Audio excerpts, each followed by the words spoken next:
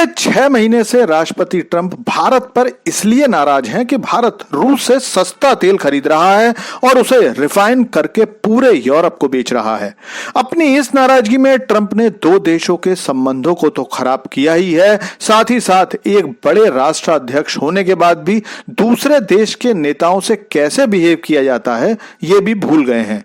लेकिन अब लगता है कि जिस यूरोप की वो वकालत कर रहे थे वो भी उनका साथ छोड़ चुका है। खुद यूरोप अब ट्रंप की सुनने के बिल्कुल भी मूड में नहीं है, क्योंकि यूरोप भी जान गया है कि इस लड़ाई से रूस का कुछ नहीं बिगड़ा, लेकिन पूरा यूरोप अब तक के सबसे बड़े एनर्जी क्राइसिस और फाइनेंशियल क्राइसिस में फंस चुका है।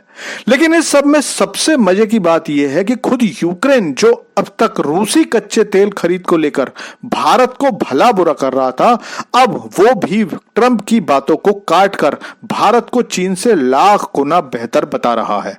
जिसका मतलब यह है कि अमेरिकी ढोंग को यूक्रेन भी पहचान गया है कि ट्रंप भले ही कुछ भी कहते रहें, लेकिन कम से कम रूस यूक्रेन की लड़ाई को रोकना उनके बस की बात तो बिल्कुल भी नहीं है। तो चलिए सारी बात एक सिरे से बताता हूं, बस आप वीडियो में अंत तक बने रहिए। तो दोस्तों, बात कल की है जब यूएन की जनरल असेंबली में अमेरिकी राष्ट्रपति ट्रंप भाषण दे रहे थे। 1 घंटे से ज्यादा समय के दिए गए भाषण में उन्होंने कहा कि भारत और चीन रूस को इस लड़ाई के लिए पैसे दे रहे हैं। अगर दोनों देश रूस से तेल खरीदना बंद कर दें तो लड़ाई रुक जाएगी।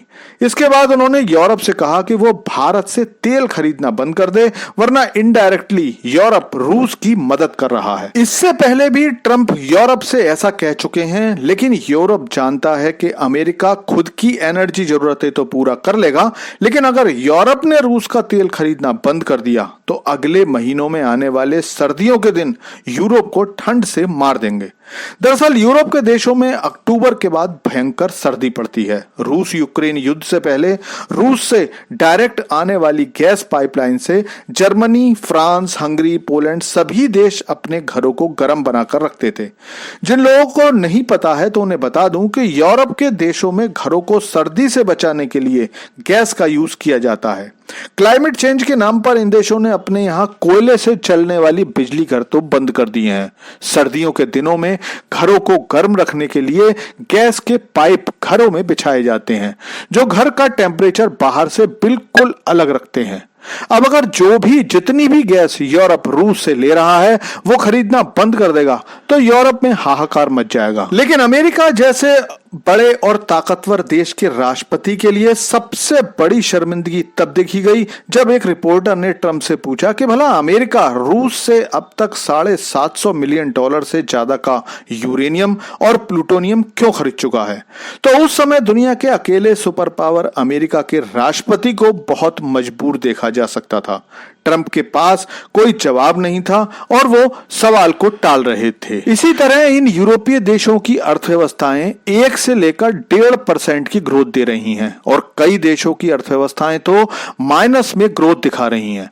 तो अगर भारत से सस्ता रूसी तेल नहीं खरीदेंगे तो इनको दिवालिया होने से कोई नहीं रोक पाएगा।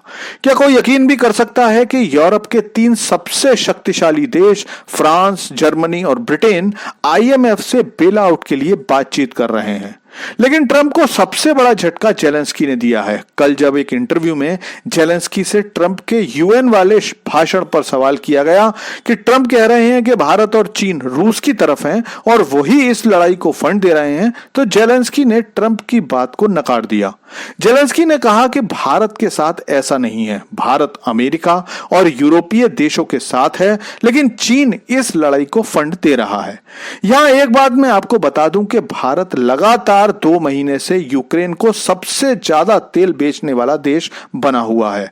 भारत यूक्रेन को डीजल भेजता है, जिससे यूक्रेन के सैनिक वाहन, ट्रक, टैंक और गाड़ियां चलती हैं। तो इस हिसाब से जब खुद रूस से लड़ने वाला देश भारत से रूसी तेल खरीद रहा है तो भला यूरोप के दूसरे देश क्यों तेल खरीदना बंद करेंगे।